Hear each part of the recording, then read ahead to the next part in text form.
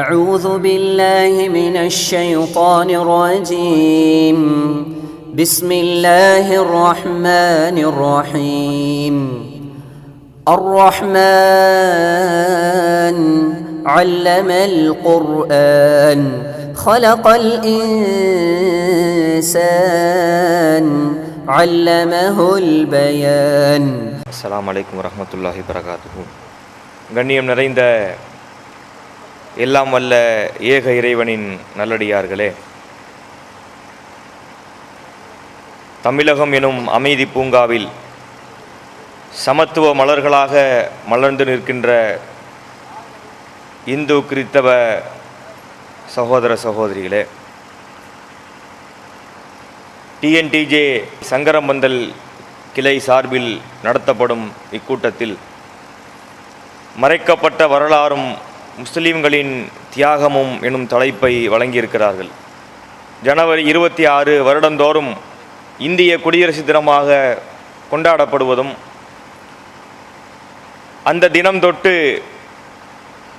இந்திய வரலாறையும் அது உருவான வரலாறையும் முடியாட்சியிலிருந்து குடியாட்சியாக மாறிய சரித்திரங்களையும் இந்த தேசம் உருவாவதற்கு காரணமாக இருந்த அந்த தியாகிகளை பற்றியும் நினைவு கூறப்பட்டும் பேசப்பட்டும் வருகிற ஒரு சூழ்நிலை இருப்பதால் பொருத்தமான நேரத்தில் சரியான தலைப்பை இங்கு தேர்ந்தெடுத்திருக்கிறார்கள்.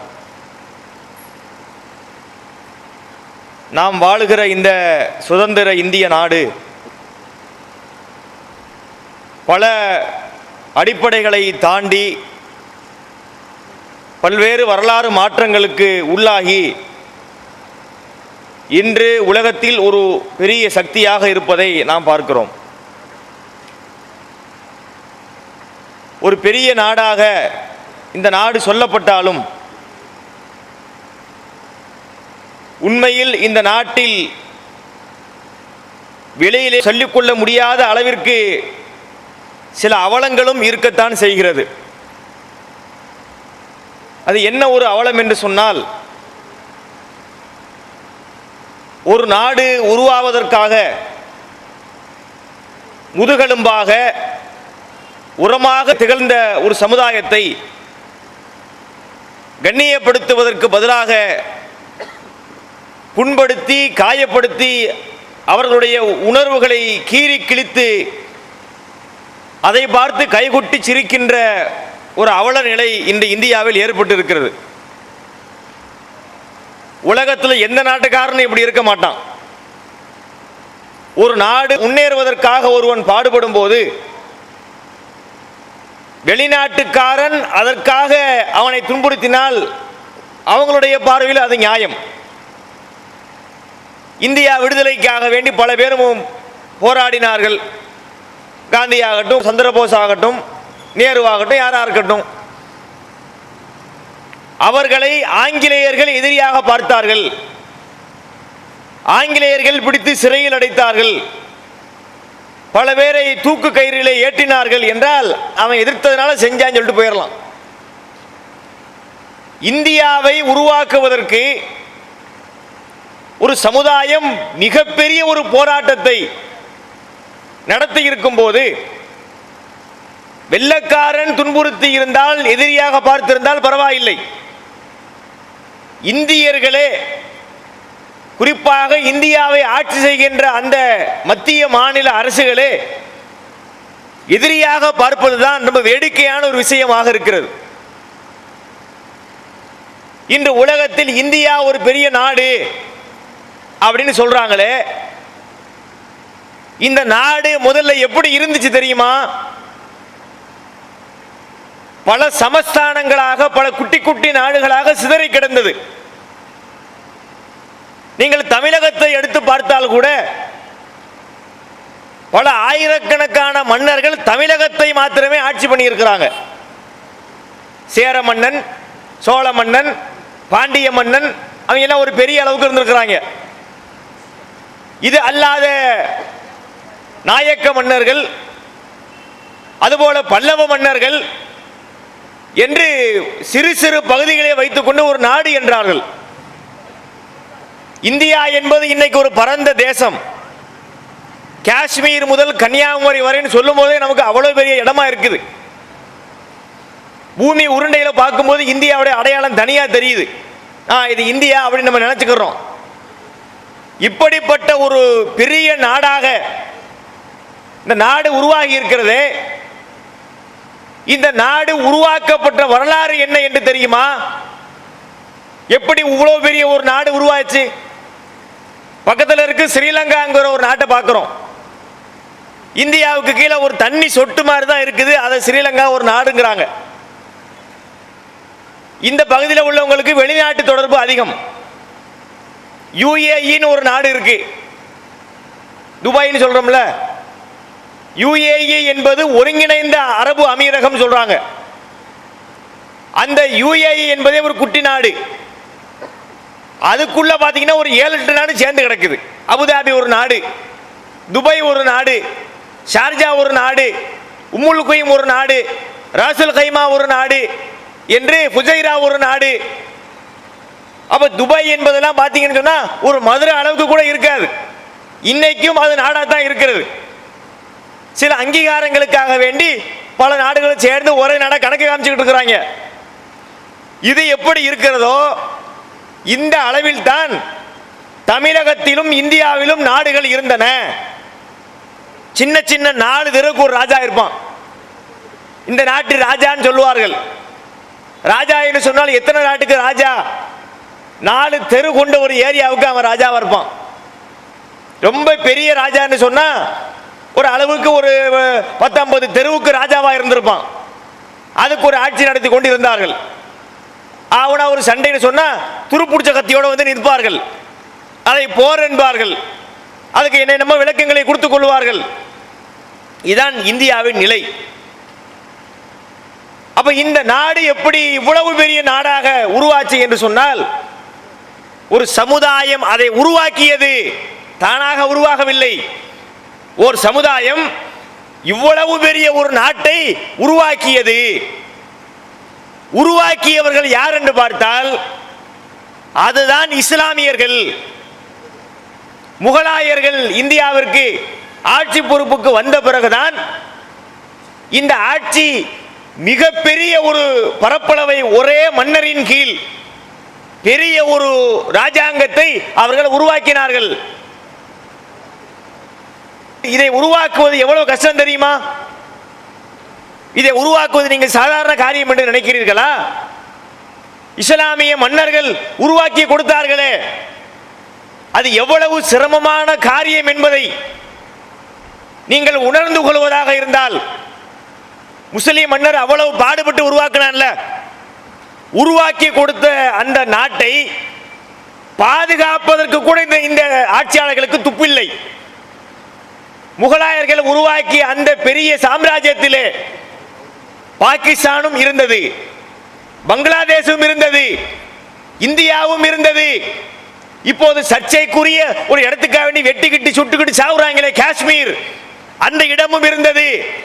பாகிஸ்தான் ஆக்கிரமிப்பு காஷ்மீரும் இருந்தது. அவன் உருவாக்கி கொடுத்த இடத்தை தக்க வைத்துக் கொள்வதற்கு கூட நம்முடைய ஆட்சியாளர்களுக்கு வக்கை இல்லாமல் வகை இல்லாமல் போய்விட்டது. இந்த குடியரசை உருவாக்குவதற்கு முன்னால் அவர்கள் பகுதிகளை ஒருங்கிணைத்தார்கள். ஒன்னும் ஒருங்கிணைக்கல, இருக்கிற பகுதியை வச்சுக்கிட்டாங்க. அதிலே சில மன்னர்களை மானியம் கொடுத்து லட்சக்கணக்கில் கோடிக்கணக்கில் மன்னர் மானியம் என்று வழங்கி எங்கள் இந்த நாட்டை எங்க இந்த பகுதியை எங்கிட்ட கொடுத்துருங்க என்று வாங்கினார்கள்.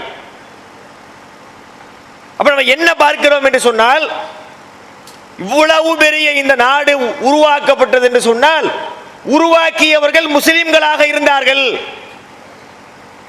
இன்னைக்கு உள்ள நிலையை நீங்கள் பாருங்கள். ராஜ்ஜியத்தை ஒரு காலத்திலே ஆண்டு கொண்டிருந்தோம், இன்று பூச்சியத்திலே நாம் நின்று கொண்டிருக்கிறோம்.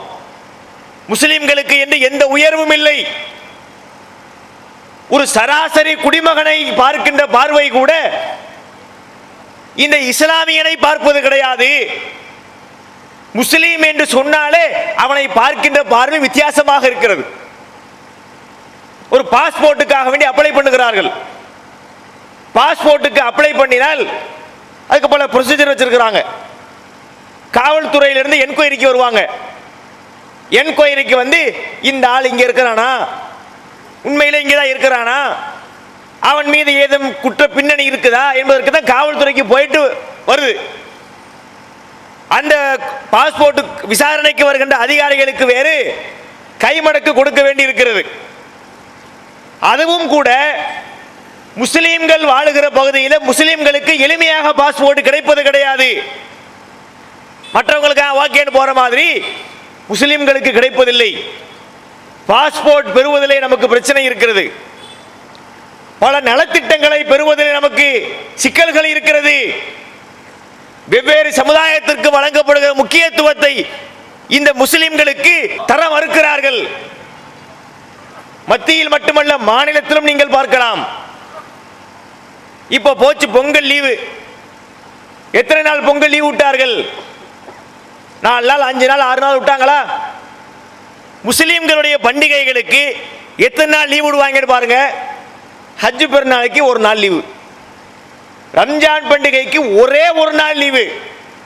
ஒருத்தர் அவ்வளவுதான் கொண்டாடுவானா? அந்த கொண்டாட்டத்திலே அவனுக்கு எவ்வளவோ பல விஷயங்கள் வெளியூருக்கு போவாங்க. நமது பண்டிகைக்கு லீவையாவது விட்டார்களா? வேற ஒண்ணு நீ தர வேண்டாம். முஸ்லிம்களுக்கு ஒன்றும் தரல போல, தேவையில்லை. ஒரு லீவ் விடுகிற விஷயத்திலாவது இந்த பார்வை இருந்ததா? அந்த பார்வை இல்லை. இத்தனைக்கும் இதை செக்குலரிசம் என்கிறார்கள். இது மதச்சார்பற்ற நாடு. இந்த நாடு எந்த மதத்தையும் சாராத ஒரு நாடு, ஜனநாயக நாடு. விரும்புகிற மதத்தை ஏற்கலாம், விரும்புகிற மதத்தை பின்பற்றலாம், நீங்கள் ஏற்றிருக்கிற மதத்தை பிரச்சாரம் செய்யலாம் என்றெல்லாம் உரிமை கொடுக்கப்பட்ட இந்த நாட்டில் முஸ்லிம்களுடைய நிலை என்னவா இருக்கிறது? இதிலே பாரபட்சமா இருக்கிறது. சரி, பாரபட்சமா நீங்க பார்க்கறாங்களே, துரோக பரம்பரையிலே வந்திருந்தால், இந்த நாட்டினுடைய வளர்ச்சிக்கு முட்டுக்கட்டையாக இருந்திருந்தால், இவங்க இல்லாட்டி இந்த நாடு இன்னும் மேல போயிருக்கும். இவங்க வந்ததுனால வீணா போனாங்க, இப்படி ஆக்கி விட்டாங்க எந்த காரணத்திற்காக தராமல் இருந்தா கூட சரி, அதனால தந்திருப்பாங்களோ என்று பார்க்கலாம். அதுவும் நியாயம் கிடையாது. 2 பேரும் செஞ்சான்னா எல்லாரையும் தண்டிக்க கூடாது. சரி, அப்படி ஒன்று இருந்தாலாவது என்னங்க பண்ற, நம்ம முன்னோர்கள் பண்ண தப்ப நம்ம அனுபவிக்க வேண்டி இருக்குது என்றாவது 2 பேரும் சமாதானமா போயிடலாம். சரி, முஸ்லிம்களை இப்படி வஞ்சிக்கிறாங்களே, நம்ம ஒண்ணுமே செய்யலையா என்று எடுத்து பார்த்தா இந்த கட்டமைப்பை அடிப்படை அஸ்திவாரத்தை போட்டதே நம்மளா தான் இருக்கிறோம். இன்னும் சில வரலாறுகளை பாருங்கள். நமது நாட்டிலே பல சட்டத்துறைகள் இருக்கிறது, பல நீதி விஷயங்களை கடைபிடிக்கிறாங்க. அவற்றிலே கடைபிடிக்கக்கூடிய வார்த்தைகளை நீங்கள் பார்த்தால் அதிலே ஏராளமான வார்த்தைகள் உருது மொழி சார்ந்த, அரபு மொழி சார்ந்த வார்த்தைகளாக இருக்கிறது. இந்த சட்டம் நாளை முதல் அமலுக்கு வருகிறது அப்படிங்கிறான். முஸ்லிம்கள் அறிந்த வார்த்தை அமல். அமல் செய்யுங்க. தப்லீக் ஜமாத்காரங்க சொல்லுவாங்களா, அமல் செய்யுங்க தான், அமல் செய்யுங்க தான். அந்த அமல் தான் இது. அமல் என்பது அரபு வார்த்தை. அதுபோல பஞ்சாயத்து என்கிறார்கள், கிராம பஞ்சாயத்து. ஆயத்து என்றால் சாட்சி என்ற அர்த்தம். ஆயத்து என்பதற்கு பல அர்த்தம் இருக்கிறது. அந்த ஆயத்து என்ற வார்த்தை அரபு மொழியில் உள்ள ஒரு சொல். இப்படியாக ஏராளமான சொற்கள் அரபி மொழி சார்ந்த மொழி இருக்கிறது, உருதுல இருக்கிறது. அப்ப என்ன புரியுது என்று எடுத்து பார்த்தால், இவர்களுக்கு நீதியை, நியாயத்தை கற்றுக் கொடுத்தது நம்ம தான். சரியான சட்டத்தை மனிதர்கள் ஏற்ற விதத்தில் ஒரு அளவுக்கு சொன்னவர்கள் முஸ்லிம் மன்னர்கள், முஸ்லிம் ஆட்சியாளர்கள். அவர்கள் உருவாக்கி கொடுத்த அந்த சட்டத்தை தான் இவர்கள் கடைபிடித்துக் கொண்டிருக்கிறார்கள். நாணய முறை, சர்வே முறை. இன்னைக்கு பார்க்கும் சர்வே முறை, ஒரு இடம் யாருக்கு உள்ளது என்றால் அந்த இடத்தை நீங்க தோண்டினீங்கன்னா கீழே ஒரு கல் இருக்கும், நிலக்கல், அளவு கல்னு சொல்லுவாங்க. அந்த கல்லை நீங்க எடுத்து பார்த்தா அந்த கல்லில் எழுதியிருப்பாங்களாம், இந்த கல், இந்த இடம் இத்தனை அடியிலிருந்து இத்தனை அளவு, ஏதோ ஒரு யூனிட் இருந்திருக்கும். அதை போட்டு இன்னாருக்கு சொந்தமானது, பாத்தியப்பட்டது என்று எழுதப்பட்டிருக்கும். ரிஜிஸ்டர்லாம் அன்னைக்கு கிடையாதுல்ல. இன்னைக்கு என்ன பண்றாங்க, பதிவுத்துறை தனியாக ஒரு துறை இருக்கிறது. அதில் போய் நம்ம என்ன செய்வோம், ஈசி போட்டு பார்ப்போம். ஒரு இடத்த வாங்க போறோம்னு சொன்னா அந்த இடத்த ஈசி போட்டு பாருங்கன்னு சொல்லுவாங்கல்ல. அந்த இடம் யாருக்கு உள்ளது, அதில் எதுவும் பிரச்சனை இருக்குதா, நாளைக்கு இந்த இடத்த வாங்கினா எதுவும் வில்லங்கம் வருமா என்பதற்காக வேண்டி வில்லங்கம்லாம் போட்டு பார்ப்பார்கள். இன்றைய காலத்தில் அது இருக்கிறது. இதெல்லாம் இல்லாத காலத்திலேயே அதை உண்டாக்கி கொடுத்தவர்கள் முஸ்லிம் மன்னர்கள். அப்ப இப்படியெல்லாம் நம்ம நல்லா தானே செஞ்சிருக்கிறோம் இந்த நாட்டுக்கு.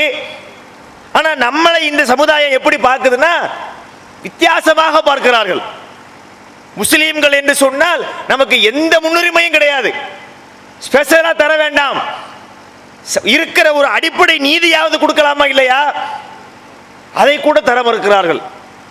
ஒரு முஸ்லீம் உள்ள போனான்னு எளிமையா வெளியே வர முடியுமா? கோவை கலவரத்திலே கைது செய்யப்பட்ட, கோவை குண்டுவெடிப்பு வழக்கில் கைது செய்யப்பட்ட முஸ்லிம்கள் எத்தனை ஆண்டுகளுக்கு பிறகு அந்த வழக்கு தீர்ப்பு சொன்னாங்க தெரியுமா? 16 ஆண்டு 18 ஆண்டுகளுக்கு பிறகு தீர்ப்பு சொல்கிறார்கள், இல்லை அவருடைய குற்றம் நிரூபிக்கப்படவில்லை.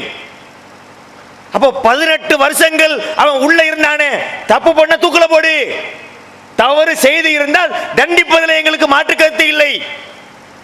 18 வருஷம் 16 வருஷம் உள்ள வைத்து விட்டு வழக்கு நடத்தி முடித்து விட்டு இல்லை இன்னாரது குற்றம் நிரூபிக்கப்படவில்லை என்று தீர்ப்பு சொன்னால் இந்த 16 ஆண்டுகள் 18 ஆண்டுகள் இவன் அடைந்தானே சிறையிலே துன்பம், அதற்கு என்ன விலை? இதனால் இவனுடைய குடும்பம் பாதிக்கப்பட்டதே, அதற்கு என்ன நிலை, அதற்கு என்ன விடை பார்க்கிறோம். இந்த நாட்டில் மூமின்னு சொன்னா போதும் ஜாமீன் தர மாட்டாங்க.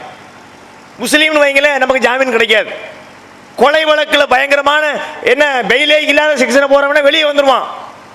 நம்ம சமுதாயத்தை ஒருத்தன் உள்ள போயிட்டு வெளியே வருவது என்று சொன்னால் அவ்வளவு பெரிய காரியமா இருக்கிறது. சரி, எல்லாருக்கும் இப்படி இருக்குதான்னு பார்த்தா அப்படி இல்லை. சில பேருக்கு ஜெயிலிலே ராஜ மரியாதை, குற்றவாளிகளாக போகிறார்கள்.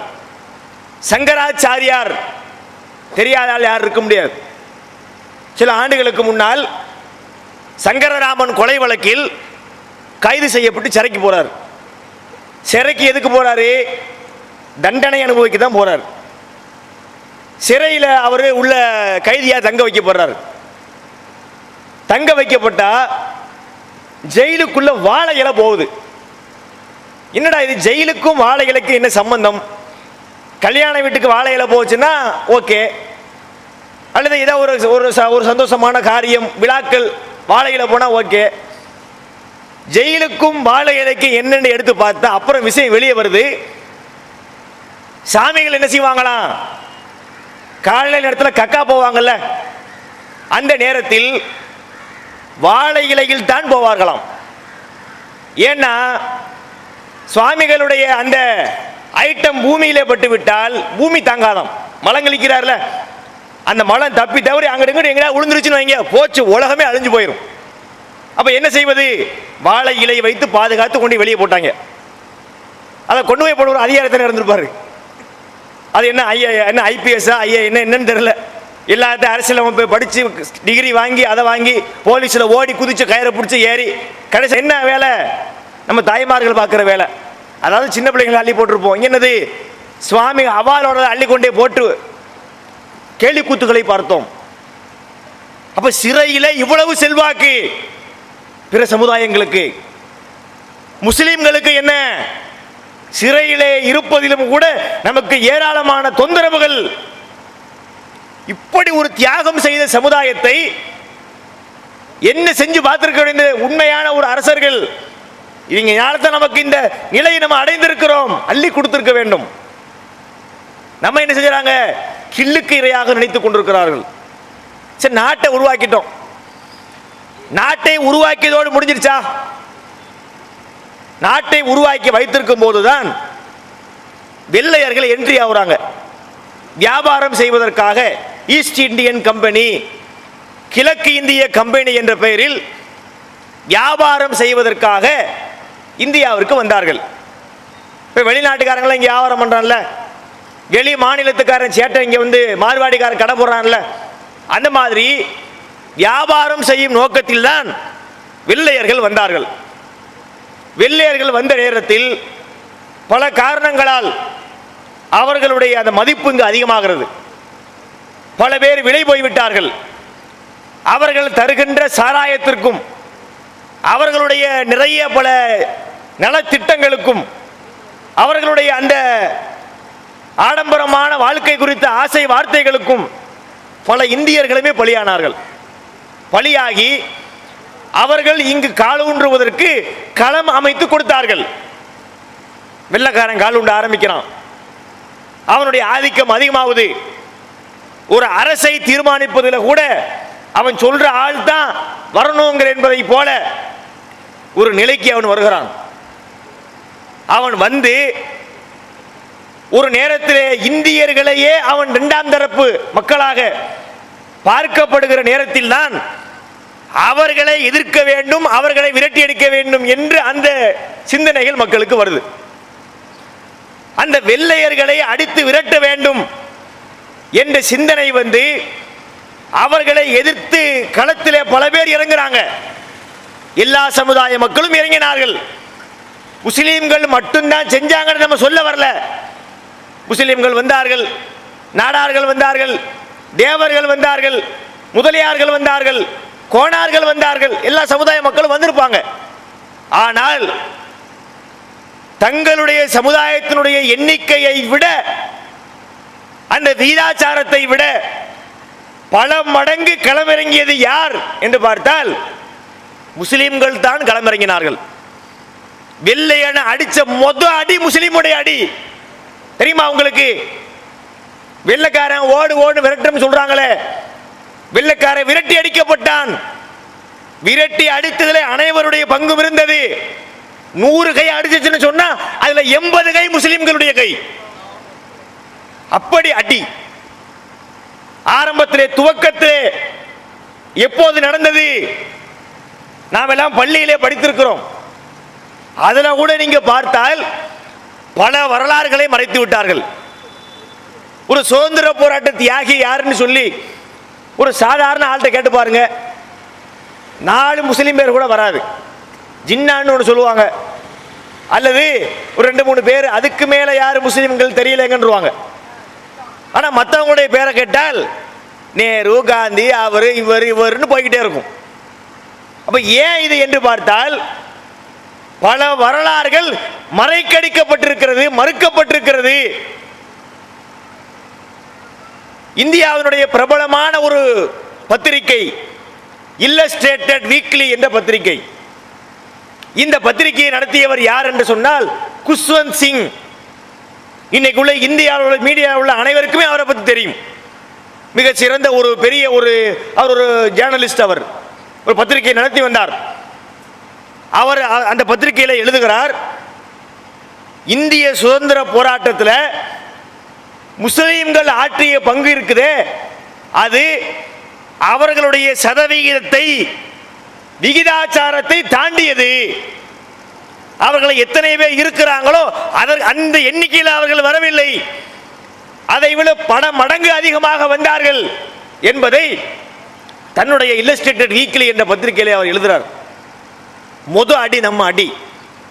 ஆரம்பத்தில் அந்த எதிர்ப்பு கிளம்பும் போது எப்போது கிளம்பியது அந்த வரலாற்றை திருச்சி விட்டாங்க. நாம ஸ்கூல்ல படித்து, நான் படித்த பாடம் எனக்கு ஞாபகத்தில் இருக்குது, 7ஆம் வகுப்பு பாடம் நினைக்கிறேன். 1875ஆம் ஆண்டு சிப்பாய் கழகம் நடந்தது. இந்த சிப்பாய் கழகம் தான் ஆங்கிலேயருக்கு எதிராக நடந்த முதல் சண்டை அப்படின்னு சொன்னாங்க. 1875 தான் முதல்ல ஆங்கிலேயரை எதிர்த்தாங்களாம். எப்படி அந்த எதிர்ப்பு வந்தது நம்மளாம் படிச்சிருக்கிறோம். நம்முடைய இந்தியர்களே வெள்ளைக்காரனுடைய ராணுவத்திலே பணிபுரிந்தார்கள். ராணுவத்துக்கு துப்பாக்கி இருக்கும்ல, கன்னு, என்ஃபீல்டு ரக துப்பாக்கி, பழைய காலத்து துப்பாக்கி. அந்த துப்பாக்கியில புல்லட்டை உள்ள போட்டு போட்டு அடிப்பாங்க. அந்த புல்லட் பார்த்தீங்கன்னு சொன்னா ஒரு சீல் போட்டு கவர் பண்ணியிருப்பாங்க. அந்த கவர் என்ன செய்யணும், வாயில வச்சு கடிச்சு பிச்சு தான் புல்லட்டை எடுத்து துப்பாக்கிக்குள்ள போட முடியும். அப்ப அதற்கு அந்த வெடிகுண்டுகளுக்கு மேல ஒரு கிரீஸ் தடவப்பட்டிருக்குது. ஏன்னா அப்பதான் வேகமா போகும். ஒரு கிரீஸ் தடவப்பட்டிருக்கு. அந்த கிரீஸ் இருக்கிறது அது மாட்டு கொழுப்பால் செய்யப்பட்டது என்று ஒரு பேச்சு கிளம்புது. இல்லை இல்லை, பன்றி கொழுப்பால் செய்யப்பட்டது என்று ஒரு பேச்சு கிளம்புது. உடனே இந்துக்களும் முஸ்லிம்களும் அதை மறுத்தார்கள். இந்துக்கள் சொன்னார்கள், நாங்கள் பசுமாட்டை தெய்வமா பார்க்கிறோம், அதுல கொண்டு கொழுப்பு தடவுனா நாங்க ஏத்துக்கிற மாட்டோம் என்று இந்துக்கள் சொன்னார்கள். இஸ்லாமியர்களாகி எங்களுக்கு பன்னிக்கறி ஹராமாக்கப்பட்டிருக்குது, அந்த கொழுப்பை கொண்டாந்து நீ கிரீச தயாரிச்சா நாங்க வாய வைக்க மாட்டோம், அதை பிக்க மாட்டோம் என்று முஸ்லிம்கள் சொன்னார்கள். கடைசியில் அது பிரச்சனையானது. பல போலீஸ் நிலையங்கள் சூறையாடப்பட்டன, பல பெரிய வெள்ளக்கார தலைவர்கள் கொல்லப்பட்டார்கள், நாடு பெரிய கலவர பூமியானது. அதற்கு பிறகு தனித்தனியான படைகளை அமைத்து அவர்களை சிறைபிடித்து பல பேரை கொன்று மீண்டும் இந்த அரசாங்கத்தை வெள்ளக்காரன் கையில் எடுத்தான். இதுல கொஞ்சம் உண்மை இருக்கிறது. முஸ்லிம்களுடைய ஆதிக்கம் இதுல அதிகமாக இருந்தது என்று வேற தெரியாதனமா எழுதியிருக்கிறாங்க. சரி, இது சொல்றாங்களே என்று பார்த்தா அதுல கூட விலங்கு எவ்வளவு விஷ கிருமிகள் பாருங்களேன். முஸ்லிம்கள் போராடிய காரணத்தினால் அதற்கு பெயர் சிப்பாய் கழகம் என்று வச்சிருக்கிறாங்க. சுதந்திர போராட்டம் என்றார்கள், காந்தி உருவாக்கினது, அது நடத்தினார். ஒத்துழையாமை இயக்கம், அந்த இயக்கம், இந்த இயக்கம் என்று பெயர் வைத்துவிட்டு முஸ்லீம்கள் மெஜாரிட்டியா பண்ண காரணத்திற்காக சிப்பாய் போராட்டம் சொல்ல வேண்டியதானே, சிப்பாய் கழகம் அப்படின்றாங்க. அதை தலைமை தாங்கி நடத்திய ஒரு முஸ்லீம். அந்த வரலாற்றையும் மாற்றி மங்கள் பாண்டே என்ற ஒருத்தன் தான் சிப்பாய் கழகத்துக்கு காரணம் என்று வரலாறை திரித்தார்கள். உண்மை வரலாறு என்ன தெரியுமா? 1875க்கு 50-70 ஆண்டுகளுக்கு முன்னாடியே அந்த ஆங்கிலேயருக்கு எதிரான வேகம் இந்தியாவில் தலை தூக்கிருச்சு. ஆரம்பத்தில் அடிச்சவன் 2 பேரு, 2 மன்னர்களும் இஸ்லாமிய மன்னர்கள். கொல்கத்தா,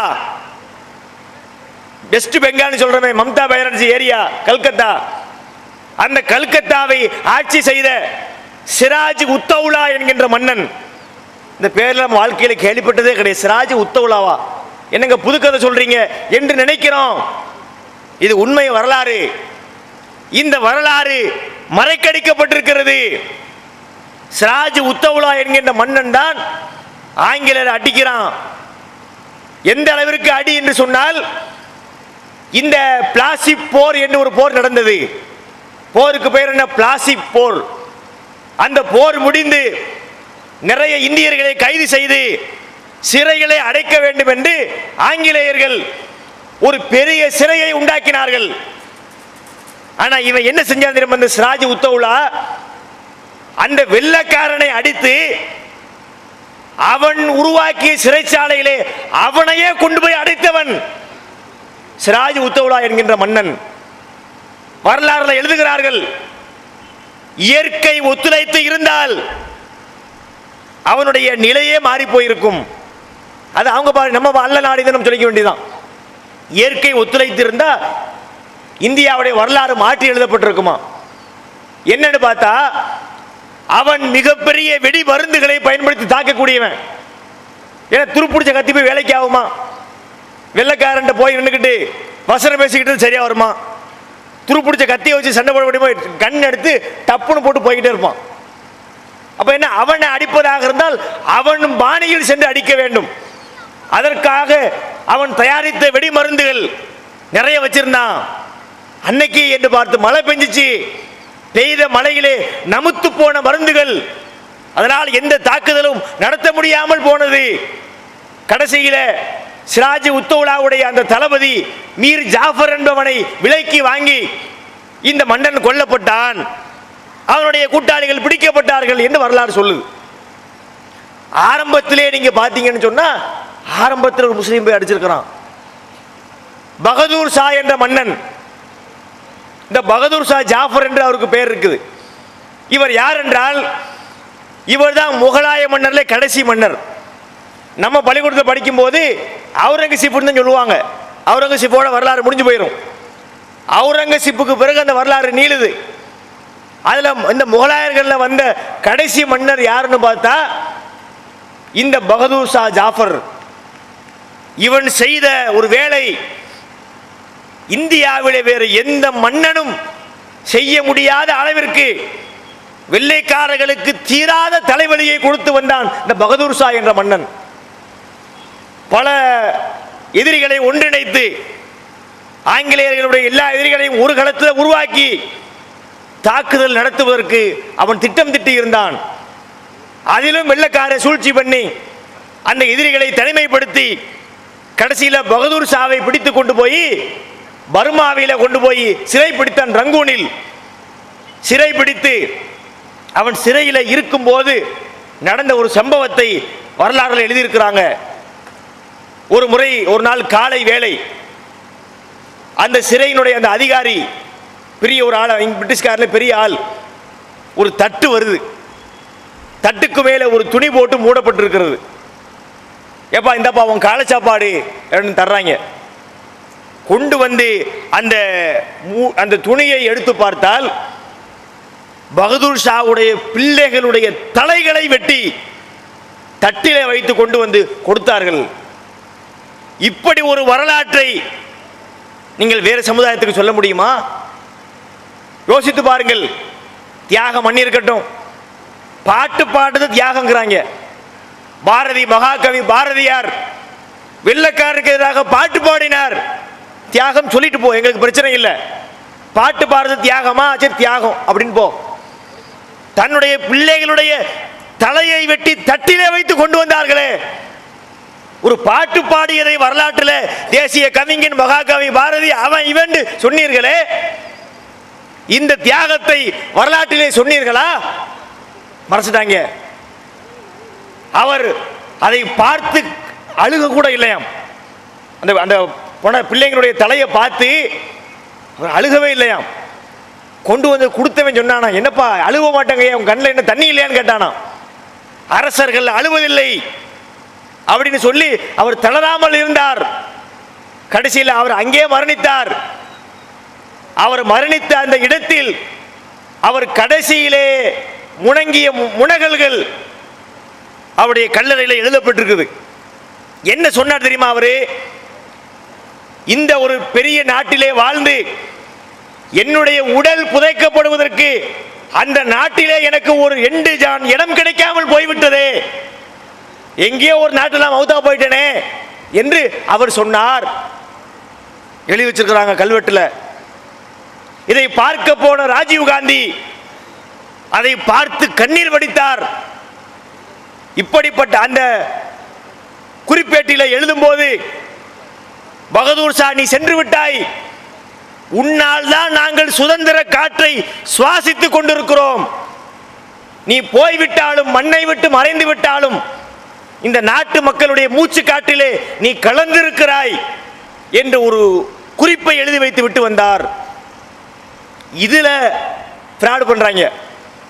1987ஆம் ஆண்டு ராஜீவ் காந்தியினுடைய பேச்சு, அவர் கலந்து கொண்ட நிகழ்ச்சிகள், அவர் பேசிய வார்த்தைகள், அவர் சொன்ன பேட்டிகள், கருத்துக்கள் அனைத்தையும் இந்திய அரசாங்கத்துடைய தகவல் தொடர்பு துறை ஒரு புத்தகமாக வெளியிட்டார்கள்.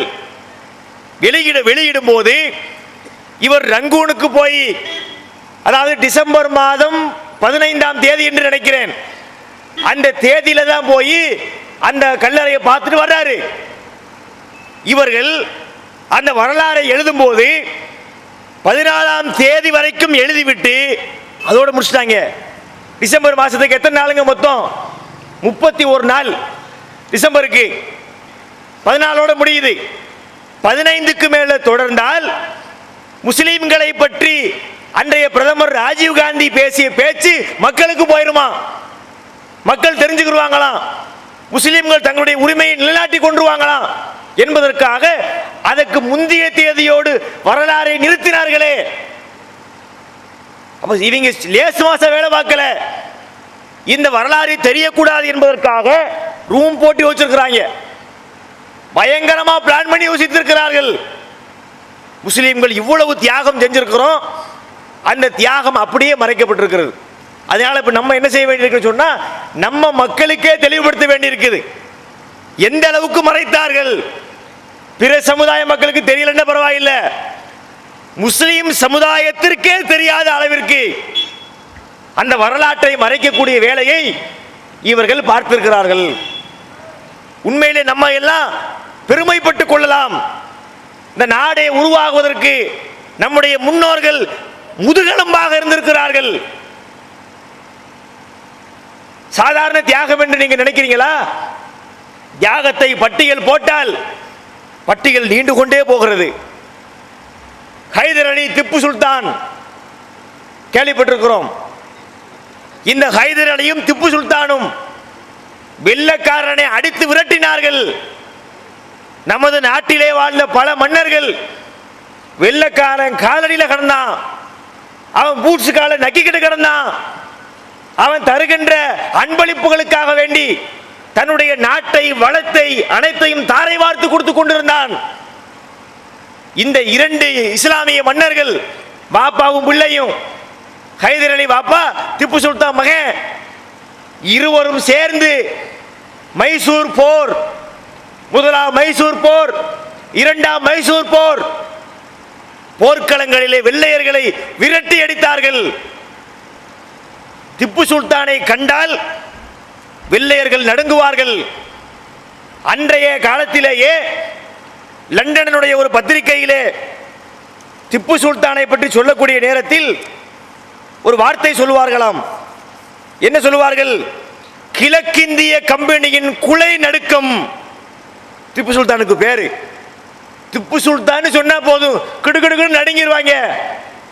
அந்த அளவிற்கு அவர் உருவாக்கிய அந்த ராணுவம், அவருடைய ராஜ தந்திரம் கொஞ்சம் கூட பின்வாங்காமல் வெள்ளைக்கார அடி சாதாரண விஷயம் என்று நினைக்கிறீர்களா? திப்பு சுல்தானை நீங்க ஒரு முஸ்லீம் மன்னர்னு பார்க்கறாங்க. நம்ம நாட்டிலே அவனை சிறுமப்படுத்தி வச்சிருக்கிறாங்க. அமெரிக்காவுடைய நாசா விண்வெளி கூடத்தில் திப்பு சுல்தானுடைய படைப்புகளை பற்றிய குறிப்பு இருக்கிறது. அப்துல் கலாம் மூத்த போனாரு, வளரும் அவுலியா, வளர்ந்துட்டு இருக்கிறாரு. இன்னும் 50 வருஷம் அப்புறம் கந்தூரி தூக்கிடுவாங்க. அவர் நாசாவுக்கு போன நேரத்தில் அங்கே போய் பார்க்கிறாரு. ஆக நம்ம நாட்டு மன்னன் திப்பு சுல்தான் இங்கே வச்சிருக்கிறாங்களே என்று சொல்லி அதை தன்னுடைய புத்தகத்தில் குறிப்பு எழுதுகிறார். அந்த அமெரிக்காவுடைய நாசாவில் திப்பு சுல்தானை பற்றிய குறிப்பு இருக்கிறது. 2 நூற்றாண்டுகளுக்கு முன்னதாகவே ஒரு மன்னன், இந்தியாவிலே ஆட்சி செய்த மன்னன், பீரங்கி தொழில்நுட்பத்தை பயன்படுத்தி எதிரிகளை தாக்கக்கூடிய அந்த கலையை உருவாக்கினான். ஏன்னா அன்னைக்கு உலகத்தில் பெருசா எங்க பீரங்கி கிடையாது. இன்னைக்கு வளர்ந்த நாட்டில் இருக்கலாம், அன்னைக்கு பார்த்தீங்கன்னு சொன்னா அதெல்லாம் கற்பனையான விஷயம் என்று அவனை பற்றிய குறிப்பு இருக்கிறது. இன்றைக்கும் கூட DRDO என்று ஒரு டிபார்ட்மெண்ட் இருக்கிறாங்க, டிஃபென்ஸ் ரிசர்ச் டெவலப்மெண்ட் ஆர்கனைசேஷன் என்ற ஒரு இந்தியாவுடைய நிறுவனம் திப்பு சுல்தானுடைய அந்த தொழில்நுட்பத்தை ஆய்வு செய்து அறிக்கை தயார் செய்து கொண்டிருக்கக்கூடிய அளவிற்கு திப்பு சுல்தான் அடிச்ச அடி, அந்த திப்பு சுல்தான் ஹைதர் அலி செய்த தியாகத்தை பற்றி இந்தியாவுடைய முதல் பிரதம மந்திரி ஜவஹர்லால் நேரு அவர்கள் ஒரு புத்தகம் எழுதுகிறார். ரொம்ப பிரபலியமான புத்தகம், டிஸ்கவரி ஆஃப் இந்தியா. அந்த புத்தகத்தில் திப்பு சுல்தானை பற்றியும் ஹைதர் அலியை பற்றியும் ஒரு குறிப்பு எழுதுகிறார். அதில் சொல்லுகிறார்கள், Hyder Ali and Tipu Sultan were formidable adversaries. இந்த திப்பு சுல்தானும் ஹைதர் அலியும் வெள்ளையர்களுக்கு சிம்ம சொப்பனமாக திகழ்ந்தார்கள். உச்சபட்ச வார்த்தைங்க இது. நடிஞ்சுக்கிட்டு இருந்தா வெள்ளைக்காரனை கண்டா பயந்து சாவாங்க. அந்த நேரத்தில் வெள்ளைக்காரனை நடுக்கத்துக்கு உண்டாக்கிய 2 மன்னர்கள் என்றால் இந்த ஹைதரும் திப்புவும் தான். சொல்றது ஒரு முஸ்லீம் கிடையாது. நேரு, ஜவஹர்லால் நேரு சொல்கிறார். அதுல கடைசி ஒரு வார்த்தையில குறிப்பிடுகிறார், came near to breaking the power of EIC. EIC னா ஈஸ்ட் இந்தியா கம்பெனி. இந்த ஹைதரும் திப்புவும் எந்த அளவிற்கு போனார்கள் என்று சொன்னால், கிழக்கிந்திய கம்பெனியுடைய ராஜ்யத்தை அடித்து நொறுக்கும் இடத்திற்கு நெருக்கமாக சென்று விட்டார்கள். ஏதோ சில காரணங்கள் அவங்களுக்கு அந்த வாய்ப்பு கிடைக்கல.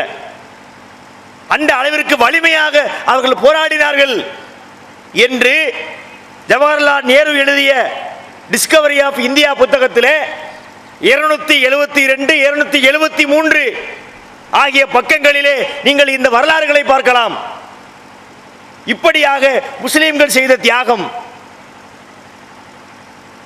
மலேசியா பினாங், மலேசியாவில் பினாங் நமக்கெல்லாம் தெரியும். அந்த பினாங்கில் பல தமிழர்கள் வாழ்கிறார்கள். இந்த தமிழர்கள் வாழ்வதற்கு ஒரு காரணம் சொல்லப்படுது. தனியாகவும் போயிருக்கலாம். வெள்ளைக்காரன் ஆட்சி காலத்தில் ஒரு 72 பேர் இந்தியாவிலிருந்து நாடு கடத்தப்பட்டு மலேசியா பினாங்கிலே குடியமர்த்தப்பட்டார்கள். அந்த 72 பேர் யாருன்னு சொன்னா, சிவகங்கை சீமையை ஆட்சி செய்த மருது சகோதரர்கள். சின்ன மருது, பெரிய மருது, நம்மலாம் படிச்சிருப்போம் பள்ளிக்கூடத்தில். இந்த சின்ன மருதுவும் பெரிய மருதுவும் வெள்ளைக்காரனை எதிர்க்கிறாங்க என்பதற்காக அவங்களுடைய படையை 2 பேரும் தூக்கில போட்டாங்க. சின்ன மருதுவையும் பெரிய மருதுவையும் தூக்கி ஏற்றி விட்டார்கள். அவங்களுடைய படையில் உள்ள 72 பேரை பினாங்குக்கு நாடு கடத்துறாங்க. நாடு கடத்தி அந்த 72 பேருக்கும் சங்கிலிகளால், இரும்பால் சங்கிலியால் கட்டி தெருவிலே திரிய விட்டார்கள். அதிலே இன்னும் 2 பேருக்கு ஸ்பெஷல் தண்டனை. 72 பேருக்கும் தண்டனை. அதில் 2 பேருக்கு முக்கிய தண்டனை. எக்ஸ்ட்ரா ஒரு குண்டை, இரும்பு குண்டை கட்டி விட்டாங்க. அந்த இரும்பு குண்டை இழுத்துக்கிட்டே தெரியணும். அப்படி திரியும் போது சத்தம் கேட்கும்ல, அந்த சங்கிலி சத்தம் கேட்கும். ஒரு சங்கிலியுடைய வளையம் இன்னொரு வளையத்தோடு உராயும் பொழுது, மோதும் போது கிளிக்கு கிளிக்கு சவுண்டு கேட்குமே, அதை கொண்டே அவர்கள் பெயரிடப்பட்டார்கள். மலேசியாவிலே பினாங்கிலே குடியேறிய அந்த தமிழர்களுக்கு வரலாற்றிலே கிளிங்கர்கள் என்று ஒரு பெயர். அந்த கிளிங்கர்கள் என்று பெயர் ஏன் வந்தது?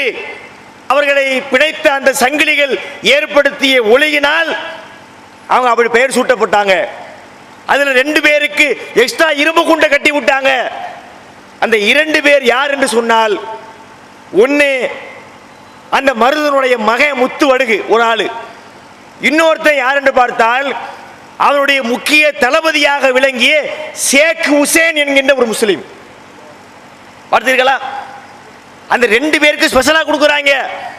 அந்த 2 பேர்ல ஒருத்தன் யாருன்னு சொன்னா அவன் ஒரு முஸ்லீம் தளபதி, முக்கிய எதிரிகளை வீழ்த்துவதற்கு காரணமாக இருந்தான் என்று அவனை அப்படி தண்டித்தார்கள். முஸ்லிம்கள் செய்த தியாகம். இந்த வரலாறை நம்ம கேள்விப்பட்டது உண்டா? பாட புத்தகத்தில் சொல்லி இருக்கிறாங்களா? கேடு கட்ட மீடியாக்கள். சுதந்திர தினம் அன்னைக்கு பாருங்களேன், குடியரசு தினம் வரப்போகுது, அன்னைக்கு டிவியில் பாருங்க, இந்த நாடு எப்படி எல்லாம் குடியரசு ஆட்சி நிகழ்ச்சி போடுவோம் நினைக்கிறீங்களா? இந்திய தொலைக்காட்சிகளில் முதன் முறையாக அப்படிமாங்க திரைக்கு வந்து சில மாதங்களே ஆன இதற்கும் சொன்னது என்னடா சம்பந்தம் விளக்கண்ணைகளா? டிவியில் வந்து பேட்டி, நமிதாவுடைய பேட்டி, நமிதா வெள்ளக்காரன் அடிச்சு வரட்டினாலோ, அசின் பேட்டி, அவ பேட்டி, இவ பேட்டி, சுதந்திர போராட்ட அன்னைக்கு, குடியரசு தினத்து அன்னைக்கு ஒரு வெட்கக்கேடான விஷயத்தை நம்ம கண்கூடாக பார்த்து கொண்டிருக்கிறோம். சினிமாவிலே போட்டு நம்மை சீரழித்து விட்டார்கள். டாஸ்மாக போட்டு அமைக்க வச்சிருக்கிறது ஒரு பக்கத்தில். யாரும் சிந்திச்சிடக்கூடாது. பிள்ளைங்களுக்கெல்லாம் பாஸ்மாக்கு வர்றதில்லை, ஃபெயிலாக போகிறான். எல்லா காரணம் டாஸ்மாக்கு தான். பள்ளிக்கூடத்து பிள்ளைகள்கிட்ட இன்னைக்கு அந்த பழக்கம் வந்திருக்குது. போதை மக்களை அடிமைப்படுத்தி வச்சிருக்குது. சினிமாக்கள் அடிமைப்படுத்தி வச்சிருக்கிறான். பல விஷயங்களை சொல்லி மக்களை மூடர்களாக்கி அதிலே குளிர்கால காயக்கூடிய வேலையை இந்த அரசாங்கம் பார்த்து கொண்டிருக்கிறது. முஸ்லிம்கள் செஞ்ச தியாகம் அப்படிப்பட்ட தியாகங்கள். கொடி காத்த குமரன் 2ஆம் கிளாஸ்ல வந்த பாடம். கொடி காத்த குமரன் போய் கொண்டிருந்தான் திருப்பூரில். திருப்பூர் குமரன் தலையிலே கம்பால் அடித்தார்கள். மண்டை உடைந்து குருதி கொட்டியது. டீச்சர் பாட்டா சொல்லிக் கொடுக்கும். அப்படி இந்த பாட்டாவே வரும். மண்டை உடைந்து குருதி கொட்டியதுன்னு படிப்போம். திருப்பூர் குமரன் சொன்னாங்க. சரி, உண்மையிலே குமரன் கொடியை தூக்கிட்டு போனா நம்ம அதை மறுக்கல. கொடியை அன்னைக்கு கொடி எடுக்கக்கூடாது. பிரிட்டிஷ் கொடியை தவிர வேற எந்த கொடியும் தூக்கக்கூடாது. கொடியை தூக்கிட்டு போனான்னு சொன்னா 1 வருஷ கடுங்காவல் தண்டனை கொடுப்பார்கள். அந்த வெள்ளைக்காரனுடைய அந்த சட்டத்தை மதிக்காமல் கொடியை தூக்கிட்டு போனவங்க மொத்தம் 8 பேருங்க. நல்லா கவனிக்கணும். இந்திய கொடியை தூக்கக்கூடாது என்று வெள்ளைக்காரன் சொன்ன போது 8 பேர் தூக்குறாங்க. பேரை படிக்கிறேன் பாருங்க. அப்துல் லத்தீப் மெட்ராஸ்காரர், அக்பர் அலி மெட்ராஸ்காரர், மைதீன் கான் திண்டுக்கல்காரரு, அப்துல் லத்தீஃப் ஒரு ஆளு, அப்துல் ரஹீம் ஒரு ஆளு, வாவு சாஹிபு மதுரைக்காரரு, ஷேக் பாபா சாஹிபு அவர் மெட்ராஸ்காரரு. இந்த 7 பேர்கள் முஸ்லிம்கள். பிளேஸ் 8வதா திருப்பூர் குமரன். நல்லா கவனிக்கணும். இவ்வளவு பேர் அப்துல் லத்தீஃப், அக்பர் அலி, மைதீன் கான், அப்துல் லத்தீஃப், அப்துல் ரஹீம், வாவு சாஹிபு, ஷேக் பாபா சாஹிபு கூட திருப்பூர் குமரன் 8 பேர் போயிருக்கும் போது 7 முஸ்லிம்களை நகட்டி விட்டுவிட்டு திருப்பூர் குமரன் கொடியை தூக்கிட்டு கொண்டாந்துட்டாங்க. அட பாவிகளா, ஒரு வரலாற்றை இப்படியா மறைப்பீர்கள்? அவன் ஒருத்தனை விட்டுருந்தா கூட பரவாயில்லை, 7 முஸ்லிம்கள் பங்கெடுத்தாங்க என்பது பார்க்கலாம். 7 முஸ்லிம்களை தள்ளி விட்டுவிட்டு அவன் ஒருத்தனை மட்டும் கொண்டாந்து காட்டுறாங்களே. அப்ப தெரிகிறது இந்த நாடு நம்மை விரோதியாக பார்க்கிறது. மக்கள் தங்கமா இருக்கலாம், ஆளும் வர்க்கம், சில உயர்ந்த மட்டத்தில் இருக்கக்கூடிய அதிகாரிகள், பெரிய பெரிய அதிகாரிகள், பெரிய பெரிய ராஜாக்கள், பிரதமர்ல இருந்து பல பேர் முஸ்லிம்களை மேலேற விடக்கூடாது என்பதற்காக கங்கணம் கட்டி செயல்படுறாங்களோ அப்படிதான் செயல்பட்டு இருக்கிறாங்க. 7 பேர் நாட்டி விட்டு ஒரு நாளை கொண்டாடுறாங்க. முஸ்லிம்களுடைய வரலாறு மறைக்கப்பட்டிருக்கிறது. இந்திய விடுதலை போராட்டத்தில் முஸ்லிம்களுடைய மிக முக்கியமான தியாகம் கேரளத்து மாப்பிள்ளா முஸ்லிம்களின் தியாகம். பேரே தான் பலர் கேள்விப்படும். மாப்பிள்ளா முஸ்லிம்களா? அது யாருங்க மாப்பிள்ளா முஸ்லிம்கள்? திருவூர் என்ற பகுதியிலே வாழ்ந்த மக்கள். கேரளா திருவூர்னு ஒரு ஏரியா இருக்கு. இவர்கள் யார் என்று சொன்னால், கேரளாவில் உயர்ந்த சாதி பார்ப்பனர்களிடத்தில் நிலத்தை குத்தகைக்கு வாங்கி அங்கு விவசாயம் பண்ணி அதில் ஒரு தொகையை பெற்றுக்கொண்டு இப்படி வியாபாரம் பண்ணிட்டு வர்றாங்க. நேர்மையாக வியாபாரம் பண்ணிட்டு வர்றாங்க. இந்த மாப்பிள்ளாக்கள் முஸ்லிம்கள் வெள்ளையர்களை எதிர்க்கிறாங்க. நீ ஏன்டா இங்க வந்து ஆட்சி பண்ற? ஓ நாடு இங்கிலாந்து, அங்கே ஓடு, உனக்கு இங்க என்ன வேலை? பொருளை விற்க வித்துட்டு போ, ஆட்சிக்கெல்லாம் வரக்கூடாது என்று தொந்தரவு செய்து வந்தார்கள்.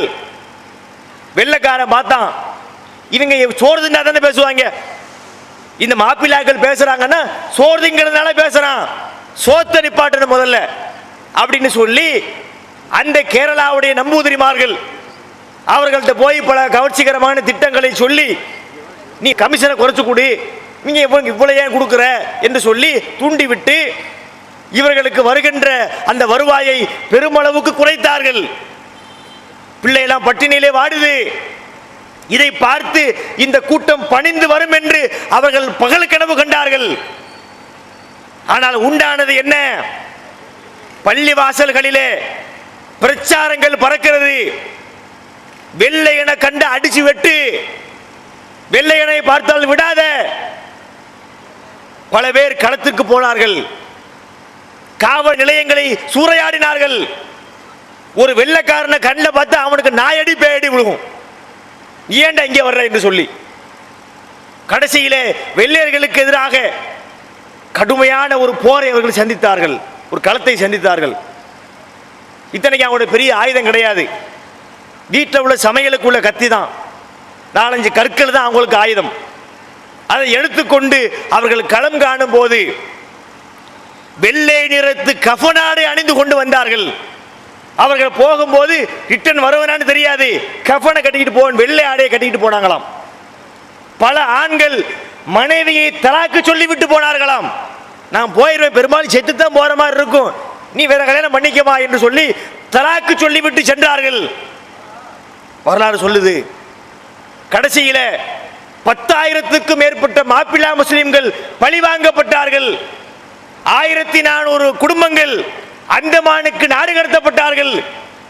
1500 பேர் கர்நாடக மாநிலம் பெல்லாரியிலே அவர்கள் கைது செய்து சிறையில் அடைக்கப்பட்டார்கள். 160 பேர் திருச்சிக்கு கொண்டு வந்து தூக்கு மேட்டையிலே ஏற்றப்பட்டார்கள். இன்னைக்கும் நீங்கள் பார்க்கலாம், திருச்சியில் காஜாமலைன்னு ஒரு ஏரியா இருக்குது. அந்த காஜாமலை பகுதியில் தான் தூக்கிலிடப்பட்ட இந்த 120 மாப்பிள்ளாக்களும் புதைக்கப்பட்டிருக்கிறார்கள். இன்னைக்கும் அது சுதந்திர போராட்டத்திற்கு முஸ்லிம்கள் செஞ்ச தொண்டுக்கு சாட்சியாக அது இருந்து கொண்டிருக்கிறது. இன்னும் சில மாப்பிள்ளாக்கள் திருவூரில் இருந்து கோயம்புத்தூர் வரை ஒரு கூட்ஸ் ட்ரெயினில் ஏற்றப்பட்டார்கள். ஒரு பெட்டிக்குள்ள 4-5 பேர் இருந்தால் பரவாயில்லை, நூற்றுக்கணக்கான மாப்பிள்ளாக்களை அமுக்கி தள்ளி பூட்டி கொண்டு கோயம்புத்தூருக்கு வந்து நிற்குது ட்ரெயின். வர்றார் அந்த அதிகாரி, வர்றாரு. அந்த கூட்ஸ் ட்ரெயினுடைய கதவை திறக்கிறாரு. திறந்தால் மடமடன்னு சரியுது பிணங்கள், ஜனாசாக்கள். சுவாசிக்கிறதுக்கு காத்து இல்லை. அவ்வளவு சின்ன இடத்துக்குள்ள போய் 100-200 பேர் அடைச்ச எப்படி இருக்கும்? எல்லோ பல பேர் மரணித்து சரிந்தார்கள். அதுல பிடிச்சார் ஒரு ஆளு. அல்ல அவருக்கு அப்படி ஊக வச்சான். அழுத்தி திணிக்கக்கூடிய நேரத்தில் அந்த ரயிலுடைய கூட்ஸ் பெட்டியில ஒரு ஓட்டை இருந்தது. அந்த துவாரத்திற்கு நேராக என்னுடைய நாசி அமுக்கப்பட்டு விட்டது. அதுல உயிர் ஓடி இருக்குது அவருக்கு.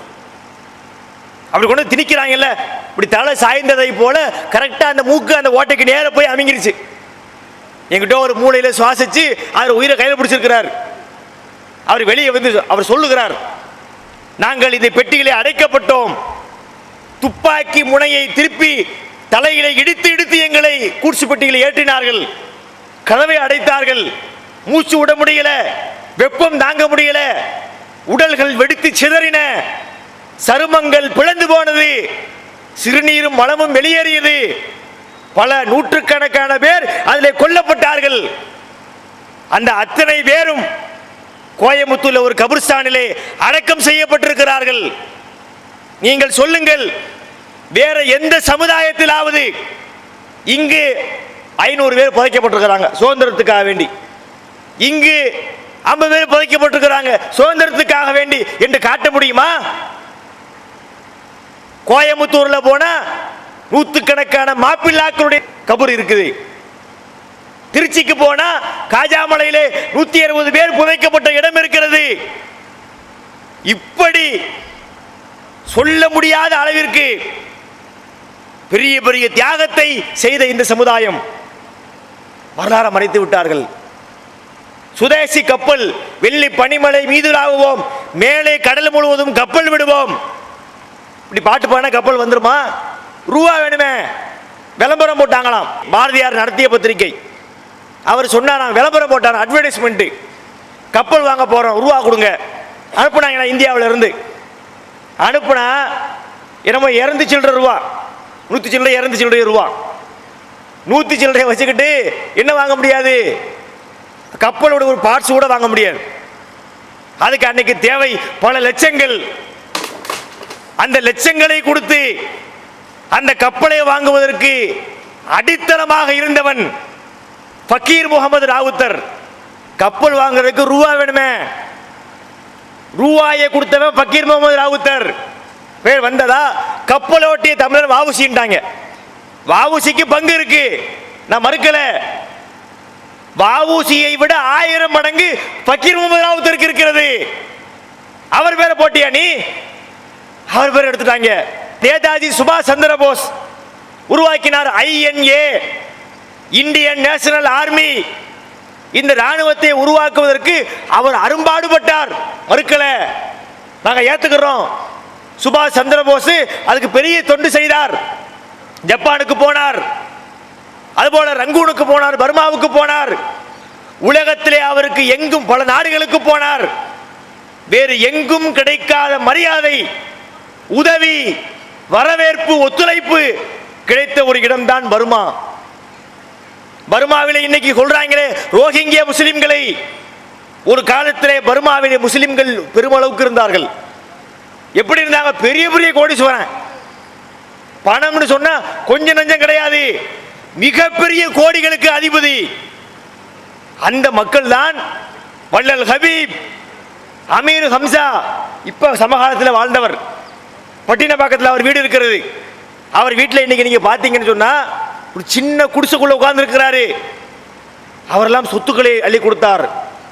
அவர் சொல்லுகிறார், 30 பேர் என்று நினைக்கிறேன், 30 பேருக்கு வெள்ளக்காரன் இங்க இருந்து சுதந்திரம் கொடுத்துட்டு போகும்போதே தூக்கு தண்டனை விதித்து விட்டு போனார்கள். அதுல பாத்தீங்கன்னு சொன்னா பாதிக்கு மேல 20 பேர் 12 பேர்ல 12 பேர் முஸ்லிம்கள். வெள்ளக்காரன் 20 பேருக்கு தூக்கு தண்டனை கொடுக்கிறான், அதுல 12 பேர் அளவுக்கு முஸ்லிம்கள் இருந்திருக்கிறார்கள். இப்படியாக இந்த சுதந்திர போராட்ட வரலாறை பட்டியலை எடுத்து நான் போட்டால் முடியாது. அவ்வளவு வரலாறுகள் நம்மை பற்றி இருக்கிறது. அத்தனை வரலாறும் மறைக்கப்பட்டிருக்கிறது. முஸ்லிம்களுடைய தியாகம் மறைக்கப்பட்டிருக்குது. இப்படி எல்லாம் ஒரு தியாகம் பண்ணி ஒரு சமுதாயம் இந்த நாட்டுக்காக வேண்டி உழைத்திருக்கிறது. அவங்களுக்கு ஸ்பெஷலா எதுவும் கொடுக்க வேண்டாம். சராசரி ஒரு குடிமகனுக்கு கிடைக்கின்ற உரிமைகளாவது கிடைக்குதா? அது கூட இளவு வேண்டாம், தொலைஞ்சு போ. முஸ்லீம்களாக வாழ்வதற்கு ஏதாவது ஒரு அடிப்படை இருக்குதாங்க இங்க? அல்லாஹ்வுடைய கிருபையினால் முஸ்லிம்களுக்கு எதிராக இவர்கள் என்ன ஆயுதங்களை தூக்கினாலும் அது முனை மழுங்கி போய் கொண்டிருக்கிறது. அல்லாஹ் நம்ம பக்கம் இருக்கிறான், நமக்கு வெற்றி கொடுக்கிறான். ஆனா அரசாங்கத்து பார்வையை பாருங்களேன். இந்த இப்ப இருக்கிற அரசு, பிஜேபி அரசு, மோடி அரசு, தமிழ்நாட்டில் பிஜேபி வளர போகுது. தமிழ்நாட்டில் முனியாண்டி விலாசுக்கு உள்ள பிரான்ச் கூட பிஜேபிக்கு கிடையாது. கால் இருந்தால் தானே உண்டுவீங்க. தமிழகத்தில் பிஜேபி கால் ஊன்ற போகிறது. இப்ப இவர்கள் ஆட்சிக்கு வந்ததுல இருந்து இவர்களுடைய ஒவ்வொரு பேச்சுக்களை நீங்க பாருங்களேன். டெய்லி பேப்பர் எடுங்க. முஸ்லிம்களுடைய உணர்வுகளை சீண்டி பார்க்காமல் ஏதாவது வருதா? எப்படி தியாகம் பண்ண ஒரு சமுதாயம், அவங்களை எவ்வளவு கண்ணியம் நடத்த வேண்டும் புரியுதா? இவ்வளவு தியாகத்தையும் உழைப்பையும் பெற்றுக்கொண்டு இந்த சமுதாயத்தை நிம்மதியை கெடுக்கின்ற வேலையை பார்த்துக்கிட்டு இருக்கிறாங்க. அவங்க முஸ்லிம்களுக்கு மட்டும் துரோகம் இழைக்கல, ஒட்டுமொத்த இந்தியர்களுக்கு துரோகம், வியாபாரிகளுக்கு துரோகம். எந்த வியாபாரிக்கும் புரிந்து கொள்வார்கள். ரூபாய் நோட்டை ஒழிச்சாங்க, செல்லாது. 500 1000 செல்லாது. அதில் ஏற்பட்ட அந்த பாதிப்பு கண்கூடாக பார்க்கிறோம். வியாபாரிகள் சில பேர் அந்த நேரத்தில் புரியாமல் ஆதரித்தார்கள். இன்னைக்கு சொல்றாங்க, பாய் உண்மையிலேயே இந்த 500 ரூபாய் 1000 ரூபாய் ஒழிச்சது இருக்குது, ரொம்ப கேவலப்பட்ட ஒரு வேலை.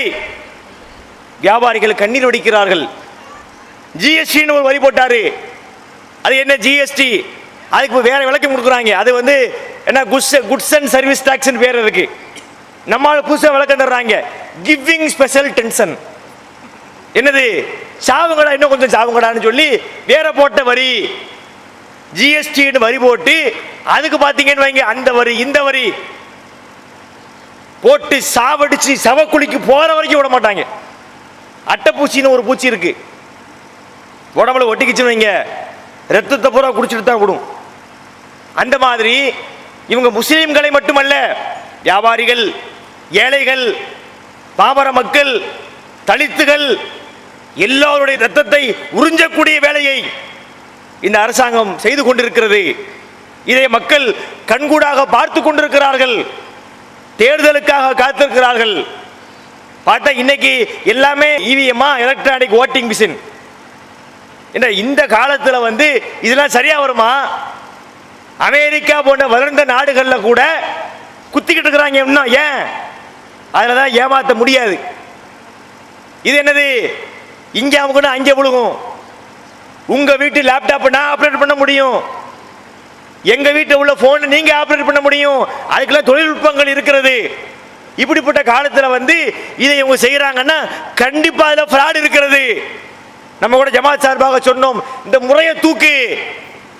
உனக்கு நெஞ்சிலே தில்லு இருந்தால், திராணி இருந்தால், இந்த பிஜேபி கவர்மெண்ட்டுக்கு சொல்றோம், நாங்க எல்லாம் மிகப்பெரிய ஆட்கள்னு சொல்றியா?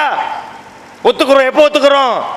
இவிஎம் இந்த ஓட்டிங் மிஷின் தூக்கி வச்சுட்டு பழைய முறைக்கு வா. தாமரையை கண்டா காரி துப்புவான். அப்ப பார்த்தால் இவர்களை புரிந்து கொள்ள வேண்டும். படைத்த இறைவன் அல்லாஹ் தான் ஆட்சி வழங்குகிறான். துஇஸுமன் தஷா வ துதில்லுமன் தஷா. அவன் நாடியவரை கண்ணியப்படுத்துகிறான், நாடியவரை இழிவுபடுத்துகிறான். நம்ம அல்லாஹ்விடத்திலே அந்த கோரிக்கையை முன்வைப்போம்.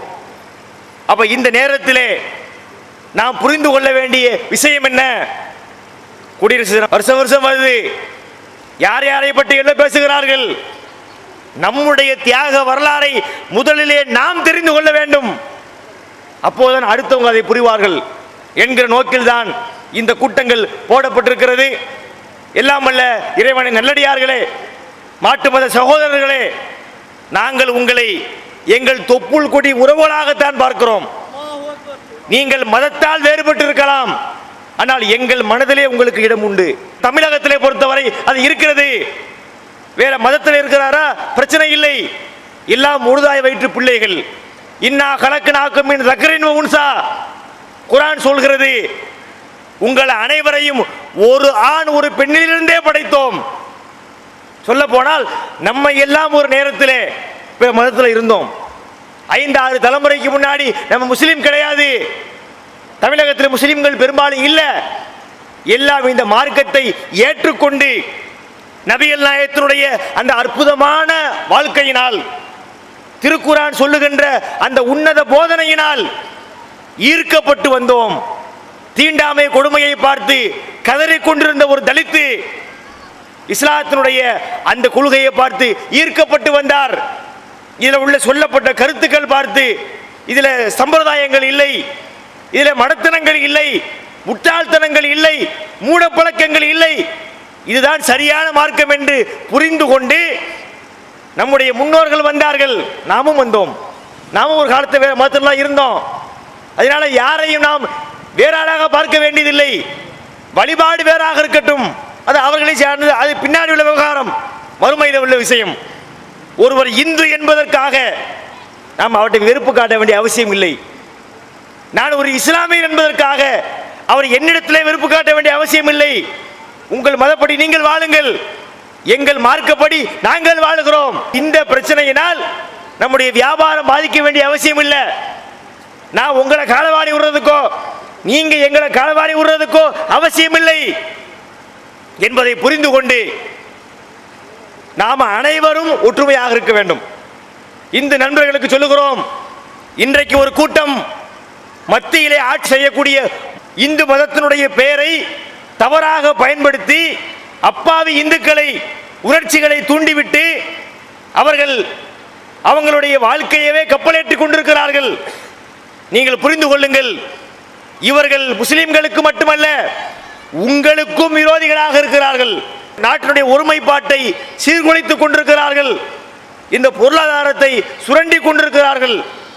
அப்ப அந்த பிஜேபியை, இந்த காவி கும்பலை எதிர்க்கக்கூடிய அந்த பேரணியிலே நாம் எல்லாம் ஓரணியாக இருக்கிறோம். இப்ப சேர்ந்துதான் எதிர்க்க வேண்டியிருக்கிறது என்பதை புரிந்து கொண்டு, எத்தனை தடைகள் வந்தாலும், எத்தனை கெட்ட சக்திகள் வந்தாலும் நாம் அண்ணன் தம்பி என்பதை பிரிக்க முடியாது என்பதை சொல்லிக்கொண்டு, இந்த முஸ்லிம்கள் செய்த தியாகம் மிகப்பெரிய தியாகம்.